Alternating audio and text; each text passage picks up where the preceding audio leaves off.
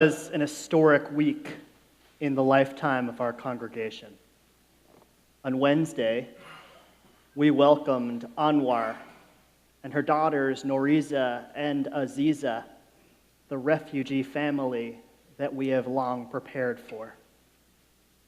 Suffice to say, words cannot fully convey how special it was to be among the first to welcome them here, and then to take them to their brand new apartment here in Chicago. Our group of volunteers were not the only ones waiting for them at O'Hare.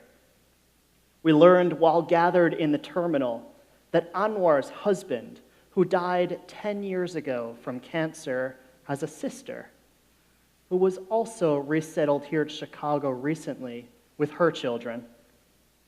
They all gathered with us at the airport.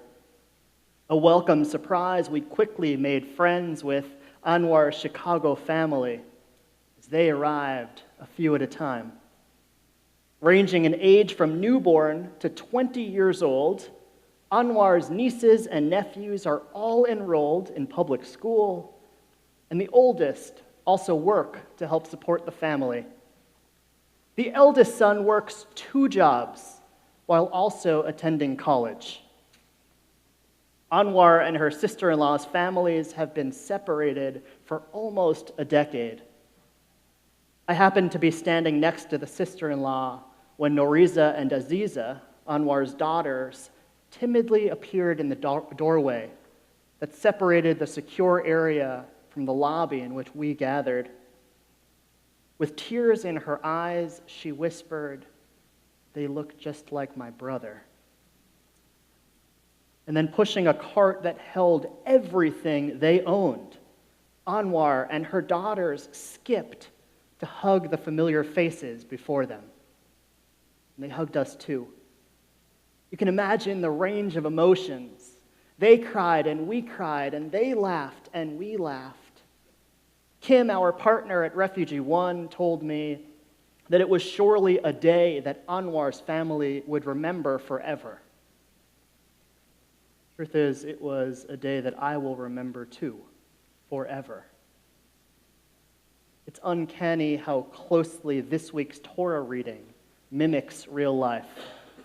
The Torah portion of this Shabbat, Lech Lecha, which Abraham and Sarah, called Abram and Sarai in this early portion, are instructed by God to leave the land of their birth and journey to an unknown foreign place.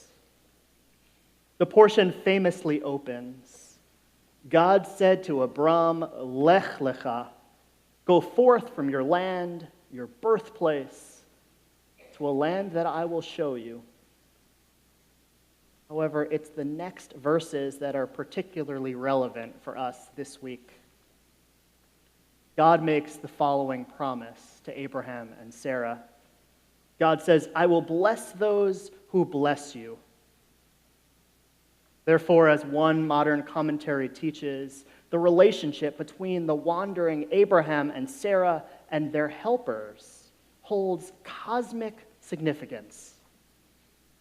God promised Abram and Sarai that just as they will benefit from the loving support along the way from others, so too will their sponsors be blessed. Never before has this divine promise spoken to me in the way that it does tonight. Simply put, just as our work in recent weeks to prepare for Anwar and her family's arrival helped them in their difficult and long-awaited journey to America, so too are we blessed by our commitment to them. In this season of political divisiveness, a time when our nation and our own families cannot see eye to eye on most things, it has been a blessing to watch this community rally behind such an important cause. Since announcing this renewed call to action at the Holy Days, more than 70 families have donated to NSCI's Refugee Resettlement Project, providing housewares to decorate the family's apartment, stocking their fridge and pantry and donating money to pay for the family's immediate needs, including furniture and rent. More than 100 individuals attended our Yom Kippur afternoon learning session and subsequent volunteer trainings. In just a few hours last weekend, volunteers schlepped carloads of housewares into the city and up flights of stairs to the apartment. They sorted boxes of donations, cleaned and organized the closets and kitchen cabinets, caulked the bathtub and scrubbed the toilet and sink. We arranged the living room furniture, made minor repairs, and lovingly decorated the apartment so that it would be comfortable for the family when they arrived.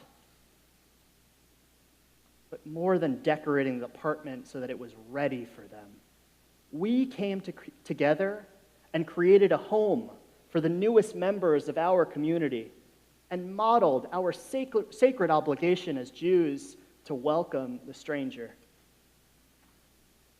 Through our ongoing work with and for Anwar and her children, we honored and walked in the footsteps of our biblical forefather Abraham, about whom the Midrash likens to a traveler who came upon a palace in flames.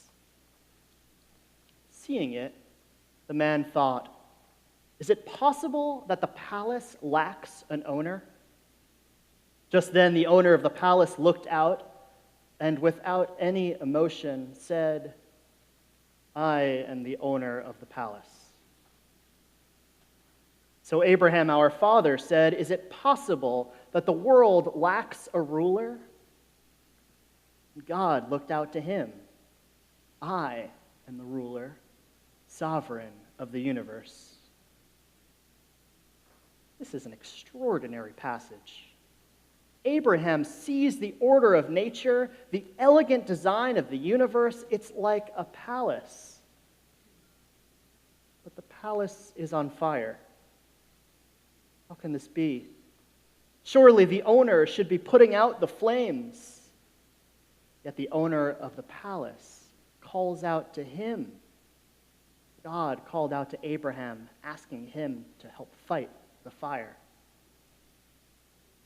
See, God needs us to fight destructive instincts in the human heart. This is Abraham, the fighter against injustice, the man who sees the beauty of the natural universe, sees that universe being disfigured by the suffering inflicted by man on man. So on this Shabbat, an evening chosen by HIAS, the Hebrew Immigrant Aid Society, and Jewish communities around the world to commemorate National Refugee Shabbat, we affirm our community's responsibility to humankind and God's elegantly designed universe. Our faith demands nothing less.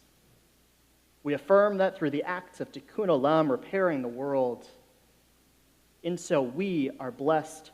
We are blessings for others, and in pursuing justice, we ourselves are blessed. This was indeed a historic week in the lifetime of North Shore Congregation Israel. Just the first, however, in our community's relationship with Anwar and her daughters, Noriza and Aziza. In our capacity as co-sponsors of their resettlement, we will continue to visit them in their home to help them learn English and acclimate to life here in Chicago. Volunteers will tutor Noriza and Aziza and help them with their homework. We'd invite you to visit the synagogue website and follow us on Facebook for regular updates on this project.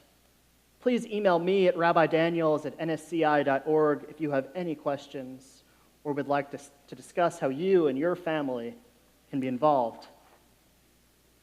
Together, we will continue to walk in the ways of Abraham, living up to the best and most universal aspirations of our tradition. Shabbat Shalom.